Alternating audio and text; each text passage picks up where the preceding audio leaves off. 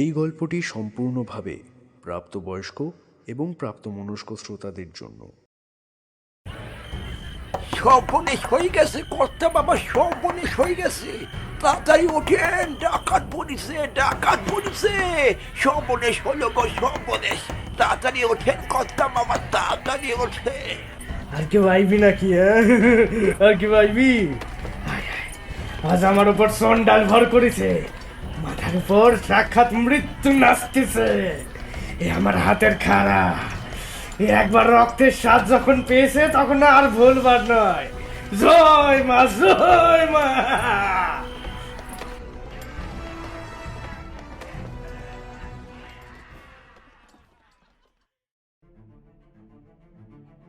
নমস্কার শ্রোতা বন্ধুরা, আজ শেষ পাতার গল্পে শুনবেন একটি ভিন্ন ধারার গল্প। কল্পদীপ সেনগুপ্তর কলমে চার দেওয়ালে বন্দি। আজ অনেক দিন পর আবার আমরা আপনাদের জন্য নিয়ে এসেছি একটি অরিজিনাল স্টোরি। গল্প পাঠে ও প্রৌঢ়ের চরিত্রে রয়েছে আবির, বিমলের চরিত্রে রয়েছে আয়ুষ এবং গল্পের সূত্রধর ও রঘুর চরিত্রে আমি প্রগত। শুরু হচ্ছে চার দেওয়ালে বন্দির প্রথম পর্ব।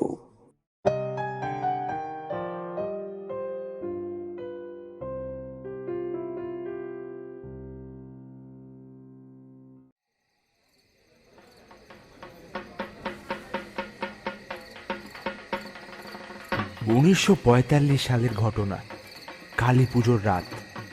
১৬ বছরের রঘু ও তার বন্ধু বিমল ডাকাত দলের কালী পুজো দেখছে। তারাও ডাকাত দলেরই সদস্য। তার বাবাও আগে এককালে ডাকাতি করত। পুরোহিত মশাই বললে, জয় মা, জয় মা, জয়। কে আছিস? যা, ছাগলটা নিয়ে আয়, মায়ের নৈবেদ্য দেওয়ার সময় হলো যে। দলের কয়েকজন ছাগলটিকে হাড়ি কাঠে এনে দাঁড় করালো। ওম করণাং বদনাং ঘোড়াং মুক্তকেশী চতুর্ভুজাং কালিকাং দক্ষিণাং দিব্যাং মুন্ডমালা বিভূষিতাং শরণাগত দীনার্থ পরিত্রাণ পরায়ণে সর্বস্বার্থে হরে দেবী নারায়ণী নমস্তুতে। ওম ক্রিং ক্রিং ভ্রূং ভ্রূং হ্রিং হ্রিং দক্ষিণা কালিকে স্বাহা। জয় মা, জয় মা।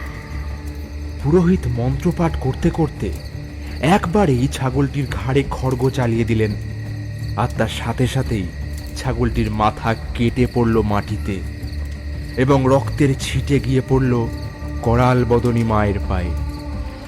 চারিদিক থেকে ডাকাতদের উল্লাসধ্বনি, ঢাকের বাজনা আর উলুধ্বনিতে একেবারে আচ্ছন্ন হয়ে পড়ল গোটা জঙ্গল। জয় মা, জয়। এদের অনেক কষ্ট রে মা, কৃপা কর এদের। এদের কষ্ট তোদের চোখে পড়ে না রে মা, কৃপা কর মা, কৃপা কর। জয় জয় জয় মা। কে আছিস? প্রসাদী মাংসখানা নিয়ে গিয়ে তোর ঘরে।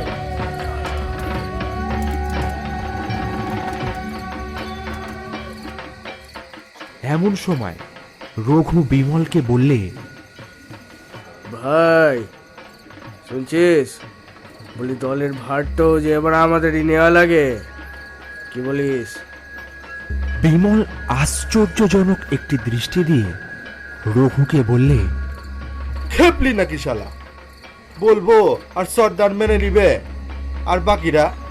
রঘু হাসতে হাসতে বললে, আমার সেটা আগেই ভাবা আছে, তাই জন্যে আমি সব ব্যবস্থা একেবারে পাক্কা করেছি। আজ আমরা গ্রামের জমিদার বাড়িতে হানা দিব। বিমল বললে, কি কইছিস রে? রঘু বললে, হ ঠিকই শুনছস। আর এই ডাকাতি খান সালামু আমরাই। আজ রাতে যখন ওই জমিদারের বড় লোক ব্যাটাগুলান ঘুমাবে, তখন ওদের সমস্ত হিড়ে জোয়ারাত ওদের কোষাগার খুলে লুট করব আমরা। এই ডাকাতি খান সফল হইলে বুঝলি আমগো আর ফিরে তাকাতে হইব না। একটা বছর পায়ের ওপর পা তুলে খামু রাজার হালে। আর এই সুযোগে আমাদের দুজনকে সবাই দলের সর্দার মেনে নিবে। বিমল কিছুটা অবাক হয়ে তারপরে মাথা নেড়ে সায় দিল। পুজো শেষে রঘু দলের বৃদ্ধ সর্দারকে গিয়ে তার পরিকল্পনা বলল। তখন সর্দার তার কথা শুনে খুশি হয়ে বাকিদের ডেকে তাদের পরিকল্পনা জানালো। সবাই পরিকল্পনা মতো তৈরি হতে থাকলো। জীবনে প্রথমবার নিজের দলের সাথে একটি জমিদার বাড়ি ডাকাতি করতে যাচ্ছে রঘু। তাদের পরিকল্পনা মতো ঠিক রাত 12টা নাগাদ তারা সেই বাড়ির মূল ফটকে ঢুকে পড়বে। কিরে, তোরা তৈরি আছিস তো? হ্যাঁ গুরু, একদম তৈরি আমরা সকলে। হ্যাঁ গুরু, একটাও যদি সামনে এসে ব্যাগর বাই করেছে তো এই হাতের খারাপ বাগায় একেবারে মাথা কাটে ফেলো। একেবারে। জয় মা। জয় মা, জয় মা।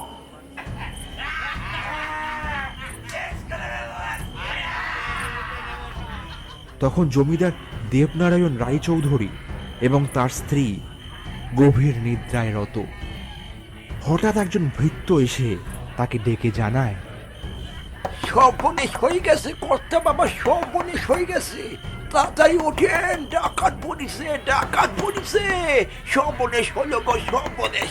তাড়াতাড়ি ওঠেন কর্তা বাবা, তাড়াতাড়ি ওঠে।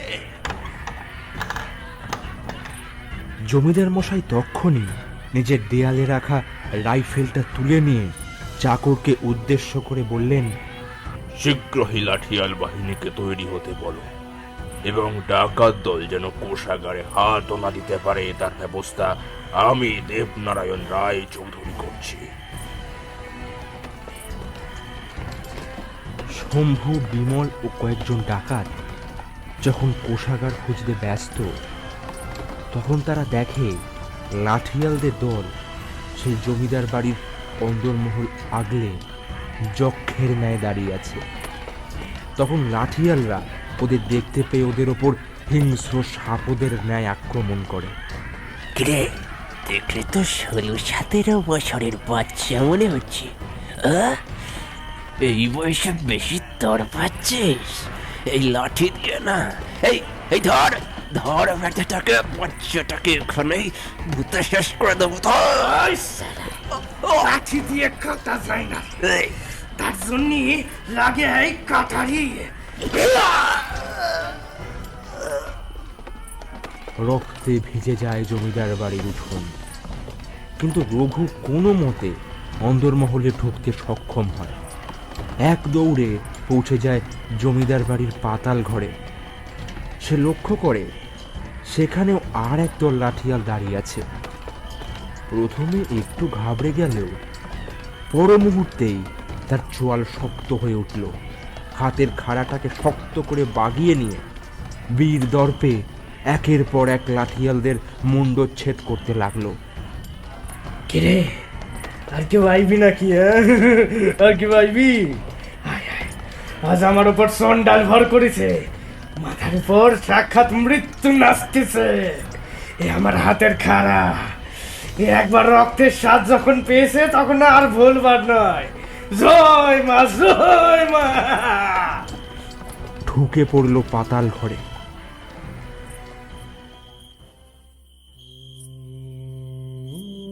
ভেতরে ঢুকে লক্ষ্য করে কেউই নেই সেখানে। তার বন্ধুরাও তার সাথে পাতাল ঘরে ঢোকেনি। আর বাইরে থেকে পাতাল ঘরটাকে দেখে যেমন একটা বিরাট বড় জমিদার বাড়ির সুরক্ষিত কোষাগার মনে হচ্ছিল। ভিতরে ঢুকে একজন মধ্যবিত্ত লোকের সাধারণ বাড়ি বলেই মনে হলো। দামে কিছু চুরি করার মতো নেই। তার মনে হলো, কোনো ভুল খবর পেলাম না তো?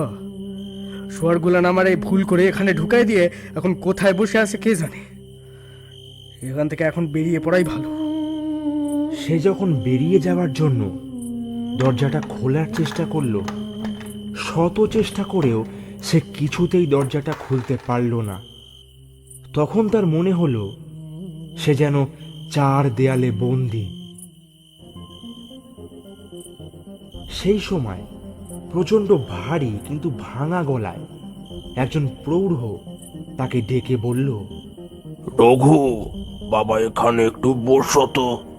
রঘু মুখ ঘুরিয়ে দেখল একজন বয়স্ক লোক, কম করে 70-80 বছরের মতো কেউ চেয়ারে বসে আছে। সামনে আর একটা চেয়ার পাতা। সে আসলো, কিন্তু একটু ভয়ে ভয়ে বলল, আমারে মাফ করবেন, আপনার ঘরের কোনো জিনিস আমি চুরি করতে আসিনি, আমি এই চলে যাব। কিন্তু আপনি আমার নাম জানলেন কিভাবে? সে একটু হেসে বলল, আমার বাড়িতে চুরি করার মতো কিছুই নেই, তবে তোমার নাম আমি না জানলে আর কেই বা জানবে?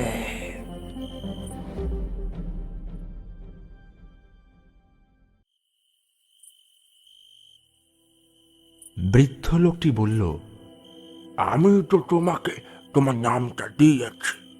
আমি হচ্ছি এই গ্রামের এককালের নাম করা জ্যোতিষী, শ্রী ভবানী প্রতাপ ভট্টাচার্য। তোমার মা আমার কাছে এসেই তোমার নামকরণ করিয়েছে। তোমার গলায় ওই ওই ওই যে পুঁতির মালাটা তোমার বাবা দিয়েছে না মারা যাওয়ার আগে, ওটা পড়ে থাকবে শেষ জীবন অবধি, তোমাকে রক্ষা করবে। রঘু বলল, আমার বাপ তো কাউরে এই মালার ব্যাপারে কিছু কয় নাই। তাছাড়া এ আমার ঠাকুরদার সময় থেকে চলে আসছে। বংশের পুরুষেরা তাদের প্রথম ছেলেদের এই মালা নিজে হাতে পরায় দেয়। মাইয়া মানুষের তো আর এসব কাম নয়, বোঝেনি তো। তবে আমি এসব মালা টালায় বিশেষ মানিনি। এরপর বৃদ্ধ ভদ্রলোকটি বললেন, সেও একদিন হবে, কিন্তু আমার সাথে এমন কিছু ঘটনা ঘটেছে যার পর থেকে আমি এটা বুঝেছি, এই জীবনে যা ঘটে সবই মহাকালের ইচ্ছে, সবই মহাকালের ইচ্ছে। রঘু সামান্য তির্যক ভঙ্গিতে বললে, আপনি যে কি সব বলতেছেন, বড় অদ্ভুত লাগছে। বৃদ্ধ লোকটি একটু হেসে বললে,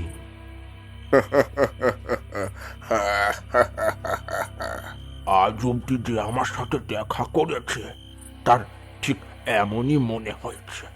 তবে জানো, আমার একটা গুণ রয়েছে, আমি লোকের চোখ দেখে তার ভবিষ্যৎ বলে দিতে পারি। আমি এও জানি তুমি কবে মারা যাবে, তোমার জীবনেও বিয়ে হবে না, এবং তুমি কলকাতা তথা পশ্চিমবঙ্গের সব থেকে ভয়ঙ্কর অপরাধী হয়ে উঠবে। রঘু সামান্য বিরক্তির সুরে বলল, তখন থেকে কি সব উল্টাপাল্টা বকতেছেন কোন তো? এসবের কোনো মানে হয় না। বৃদ্ধ লোকটি তীক্ষ্ণ দৃষ্টিতে রঘুর দিকে তাকিয়ে বলল, তাহলে আজ রাতটা আমার বাড়িতে থেকে যাও না, তোমার ভবিষ্যতের জীবন কাহিনী শুনতে চাও আমার কাছে? রঘু অনেকটা বিরক্ত এবং কিছুটা আশ্চর্যচকিত হয়ে বলল, বেশ, কি কইবেন কোন তাহলে? বৃদ্ধ লোকটি বললে, 1946 সালে অর্থাৎ পরের বছরে তোমার প্রথম সফল ডাকাতি ঘটবে। নামকরা মল্লিক জমিদারের বাড়ি থেকে 20,000 টাকা এবং অগণিত মোহর চুরি করে আনবে। সারা গ্রামে এই চুরির ঘটনা ছড়িয়ে পড়বে লোকের মুখে মুখে। মল্লিকদের সাথে ইংরেজদের বেশ ভালো সম্পর্ক, তারা ইংরেজদের সাথে কথা বলিয়ে তোমার পরিবারকে মেরে ফেলার চেষ্টাও করবে। বাধ্য হয়ে তোমাকে এবং তোমার দলের প্রত্যেককে পরিবার সহ এই গ্রাম ছেড়ে পালাতে হবে। সাথে তোমরা নিয়ে যাবে অল্প কিছুটা পরিমাণে চুরি করা টাকা এবং স্বল্প কিছু মোহর। এই নিয়ে তোমরা সবাই কলকাতা চলে যাবে। রঘু হেসে বললে, গল্প তো ভালোই বানান দেখতেছি। তার জ্যোতিষীর পাশাপাশি মাঝে সাঝে লেখা টেখাও হয় নাকি? কার করে ওটা হয়নি?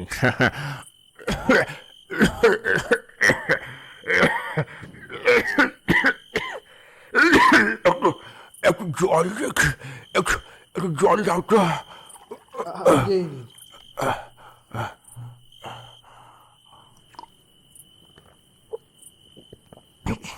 একটু একটু জল খেয়ে বাকিটা বলছি।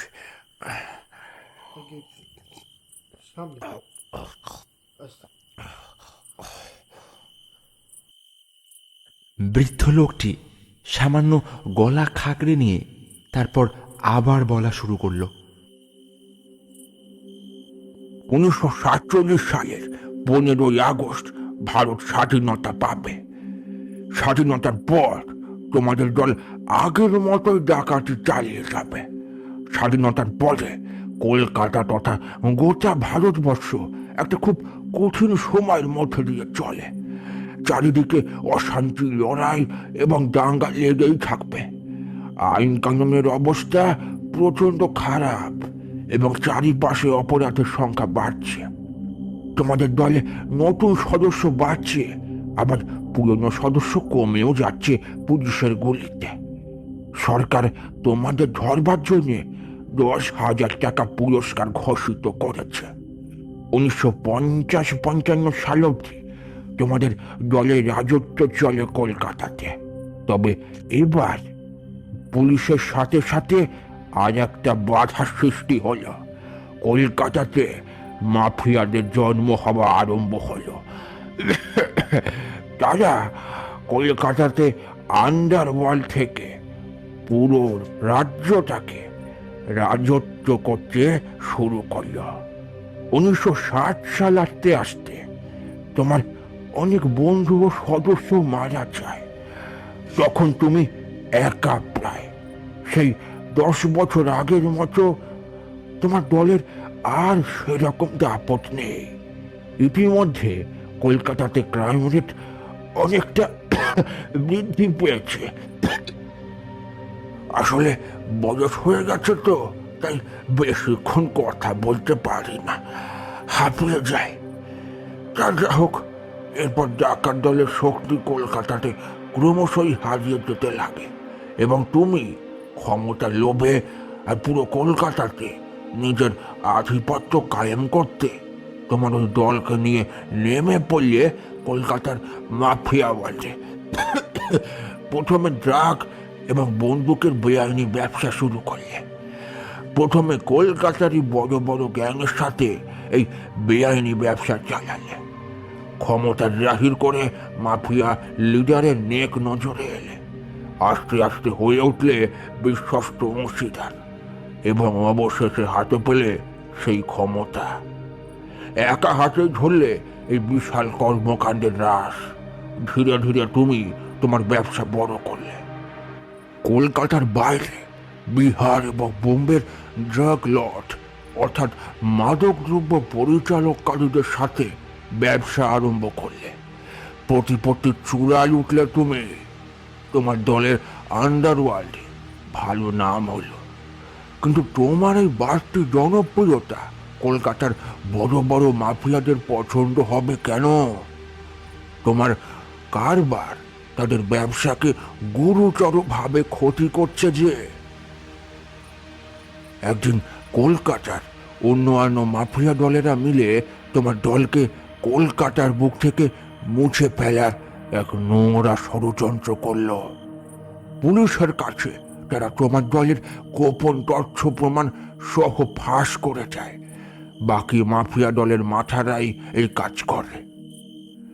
পুলিশ এসে পৌঁছায় তোমাদের গোপন ডেরায় এবং তোমরা পালাতে চেষ্টা করলেও কোনো লাভ হয় না। তোমাদের এতদিনের প্রিয় বন্ধু বিমল এনকাউন্টারে মারা যায়, কিন্তু শেষ নিঃশ্বাস ত্যাগের আগে তোমায় বলে যায়,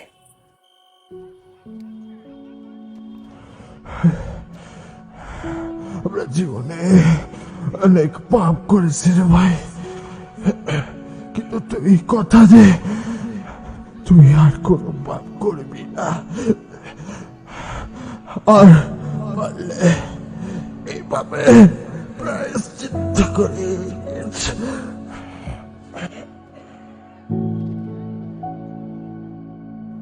জেল জেলে তোমার উপর প্রচন্ড অত্যাচার হয়। তুমি যখন জেলে কোনো মতে জীবন চালাচ্ছ, তখন একদিন খাওয়ার সময় দুজন নকশালপন্থীর সাথে তোমার আলাপ হয়।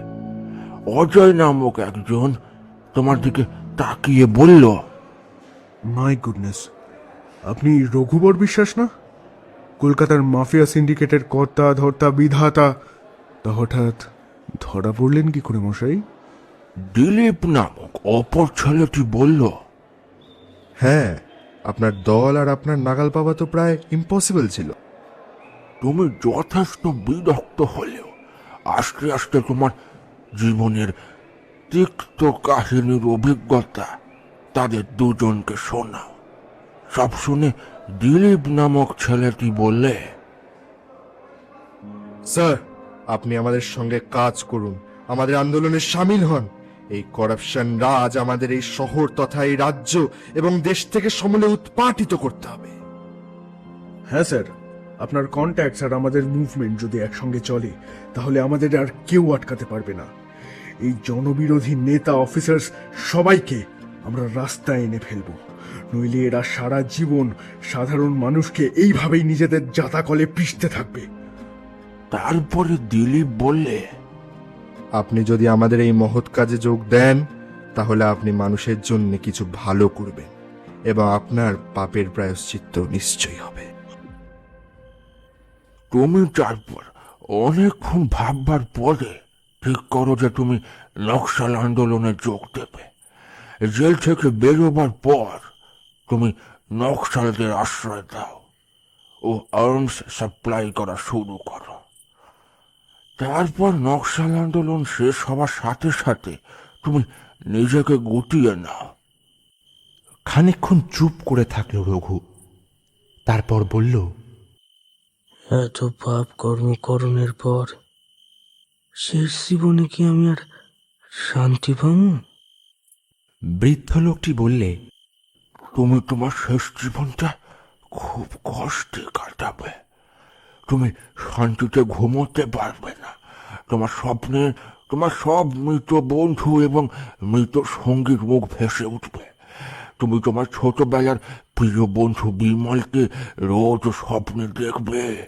সে বারবার বলবে তার মৃত্যুর জন্য তুমি দায়ী, কেবল তুমি দায়ী তার মৃত্যুর জন্য। তুমি পাগল হয়ে যাবে। তুমি ভগবানকে দোষারোপ করবে এবং অন্তত একবার প্রায়শ্চিত্ত করার সুযোগ চাইবে এবং ভগবান অবশেষে সে সুযোগটা দেবে। আজকে আজকে আজকে 2003 সালের 25শে অক্টোবর আমি আমি আমি আমার আমার পাপের প্রায়শ্চিত্ত করব। আজকে আজকে আমার পাপের প্রায়শ্চিত্ত করব আমি। রঘু একটু চিন্তিত হয়ে বলল, 2003 সাল? কি কন কি আপনি? আমার তো কিছু মাথায় ঢুকতেছে না। অতীতের অন্তরাল হতে ভেসে ওঠে এক নীরব বাণী। ভবিষ্যৎকে ডাকে সে নিজের হতে টানি। কে মনে পড়ে সেই ছোটবেলায় দেখা স্বপ্নের কথাগুলো? মনে পড়ে? রঘু তার ছোটবেলায় বারবার দেখা সেই স্বপ্নটা আস্তে আস্তে মনে করতে লাগলো। অন্ধকারের আস্তরণে ঢাকা রাত, এক ভয়ানক নিস্তব্ধতা গ্রাস করেছে গোটা চরাচরকে। চারিধারের প্রকৃতি যেন এক গম্ভীর মৌনব্রত ধারণ করে অতি গোপনে ঘটিয়ে চলেছে কোনো অলৌকিক যজ্ঞ। সুবিশাল মাঠখানি যেন পুরোটাই সারি সারি বট ও অসত্য দিয়ে মোড়া। এমনই একটি পথ ধরে যেন প্রায় হতবুদ্ধি হয়ে ছুটে চলেছে 10 বছরের ছোট্ট রঘু। তার হাতে ধরা একটি জ্বলন্ত হারিকেন। এই নিদারুণ গাঢ় অন্ধকারাচ্ছন্ন পরিবেশে আলোর একমাত্র উৎস। সে বারবার চিৎকার করে বলছে, এই এই দাঁড়াও, ওই পথের মালা যে আমার, তুমি কেন নিলা? ফেরায় দাও। কিন্তু যার পিছু করছে রঘু, তার অবয়বটা যেন কেমন ঝাপসা ঠেকছে। পরিধানের কালো জোব্বা আর অতিকায় শরীর ছাড়া আর কিছুই বোঝার জো নেই। হঠাৎ একটি পুকুরের সামনে এসে সেই অদ্ভুত অবয়বটি দাঁড়িয়ে পড়ল এবং ঘুরে তাকালো রঘুর দিকে। রঘু হাঁপাতে হাঁপাতে তার সামনে পৌঁছায়। তার মুখের পানে চেয়ে দেখবার চেষ্টা করে, কিন্তু না, হারিকেনের জ্বলন্ত অগ্নিশিখার আলো যেন সেই ঝাপসা অবয়বের অসীম অন্ধকারকে ভেদ করতে পারল না। কিন্তু তার গলায় জড়ানো পুঁথির মালাখানি জল জল করে উঠল। ফলত সে কেবলই হাত বাড়িয়ে করুণ কণ্ঠে অনুরোধ করল। তার চোখ তখনও চেয়ে রয়েছে সেই অদ্ভুত মূর্তিটির দিকে।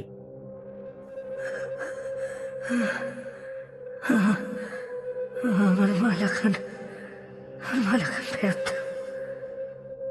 এরপর রঘু দেখল সেই অদ্ভুত অবয়বটির হাতে উঠে এসেছে একটি রিভলভার।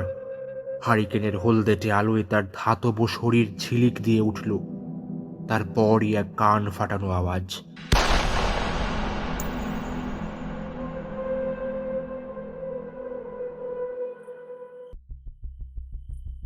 হ্যাঁ হ্যাঁ, এই স্বপ্নটাই রঘু ছোটবেলায় রাতের পর রাত দেখেছে। তার মাঝরাতে ঘুম ভেঙে যাওয়ার কারণ কেবলমাত্র এই স্বপ্নটা। কিন্তু এই স্বপ্নের কোনো বাস্তব মানে সে আজ অব্দি খুঁজে পায়নি।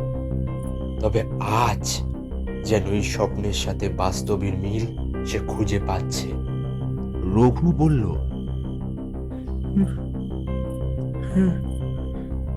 কালের চাকা যখন উল্টো পানে ধায়, কাল সীমানার গণ্ডি সে লহমায় পেরোয়।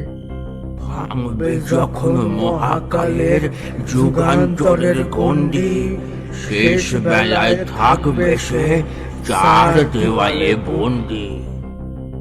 বৃদ্ধ লোকটি এবার তার গলা থেকে কিছু একটা নামিয়ে রেখে রঘুকে সেটা দেখিয়ে বললে, এ দেখো, তোমার বাবা মারা যাবার আগে দেওয়া সেই পুঁথির মালা। এই মালা আমাকে রক্ষা করে রেখেছে এতগুলো বছর ধরে। আমি তো রঘু, তোমারই ভবিষ্যৎ আমি। আমায় চিনতে পারছো না? বৃদ্ধ লোকটি তার পা চেয়ারের ওপরে তুলে দেখালো। তার পায়ে প্রচুর কাটার দাগ, আহত হওয়ার চিহ্ন।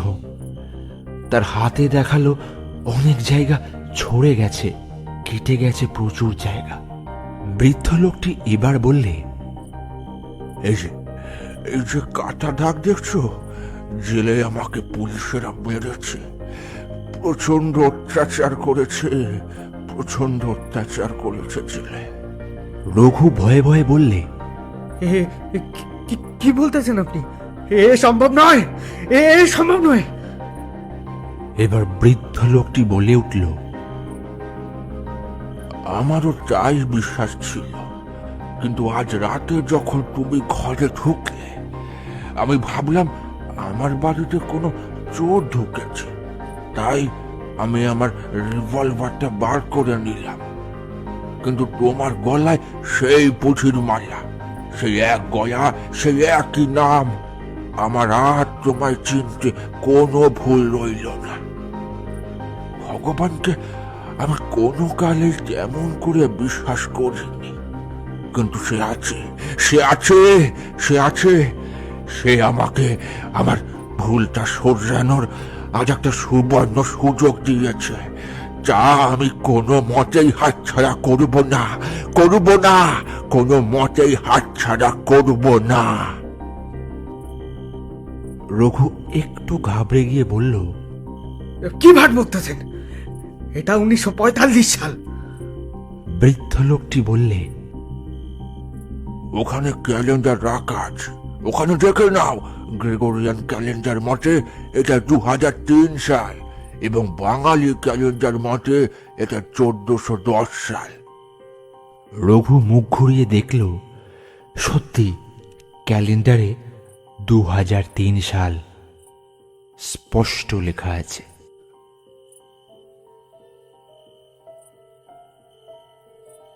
রঘু প্রচন্ড ভয়ে কাঁপতে কাঁপতে বলল, এ কেমনি সম্ভব? এ হইতে পারে না, না না না, এসব এসব হইতে পারে না। আপনি ভোজবাদি করতেছেন না? বলেন বলেন, ভোজবাদি করতেছেন না? আমারে বোকা বানাইতে পারবেন না, আমারে বোকা বানাইতে পারবেন না। অনেক হয়েছে, অনেক হয়েছে, এবার এসব খেলা বন্ধ করেন। বৃদ্ধটি এবার তার রিভলভার তুলে বলল, আজ তোমাকে মেরে আমি আমার পাপের প্রায়শ্চিত্ত করব। রঘু ভয়ে চেঁচিয়ে উঠল এবার। আপনি কি পাগল হয়ে গেছেন? আচ্ছা, আপনি আমার ভবিষ্যৎ, হ্যাঁ বলেন, ভবিষ্যৎ। সেখানে যদি আপনি আমারই মেরে ফেলেন, তাহলে আপনার অস্তিত্ব থাকবে কেমনে সেটা ভাবেন। বৃদ্ধ লোকটি বলল, সেটাই তো আমি চাই, হ্যাঁ হ্যাঁ, সেটাই তো আমি চাই। এই জগৎ থেকে আমার অস্তিত্ব মুছে যাক।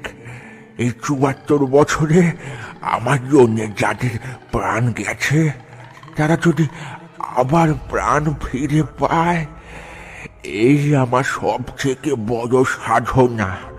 তোমায় মেরে আমি আমার অতীত পাল্টে দেব, হ্যাঁ, সম্পূর্ণভাবে পাল্টে দেব আমার অতীত।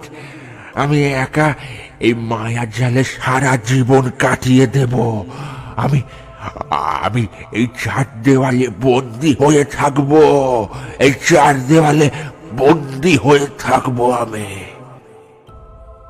বৃদ্ধ লোকটি রিভলভারটা রঘুর দিকে তাক করে গুলি চালাতে যায়। ঠিক তখনই রঘু সেই বন্দুকটা ছিনিয়ে নেওয়ার চেষ্টা করে। ইতিমধ্যেই তাদের দুজনের মধ্যে ধস্তাধস্তি লেগে যায়।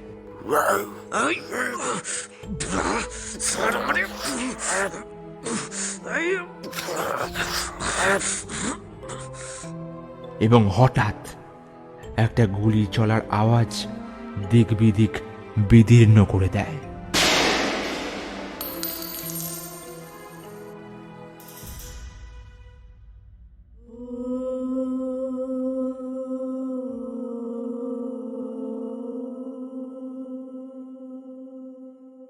আমাদের মন সর্বদাই ফেলে আসা অতীত কিংবা আগামী ভবিষ্যতের চিন্তনেই বিচরণ করে।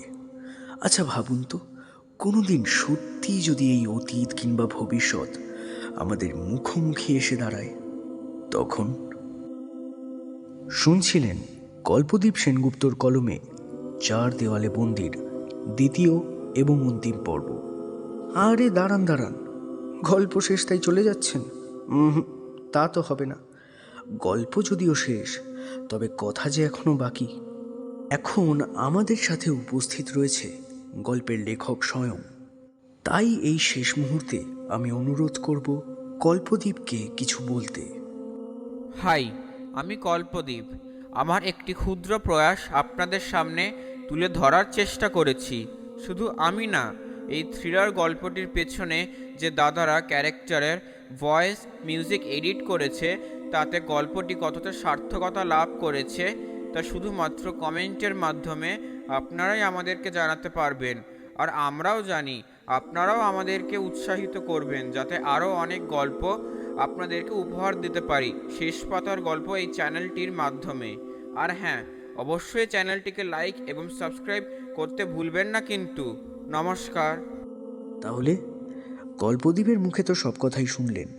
আমার তাই আজ আলাদা করে কিছুই বলবার নেই। শুধু এটুকুনি বলবো যে আমরা আবার ফিরে আসব এরকমই সমস্ত রোমাঞ্চকর গল্প নিয়ে।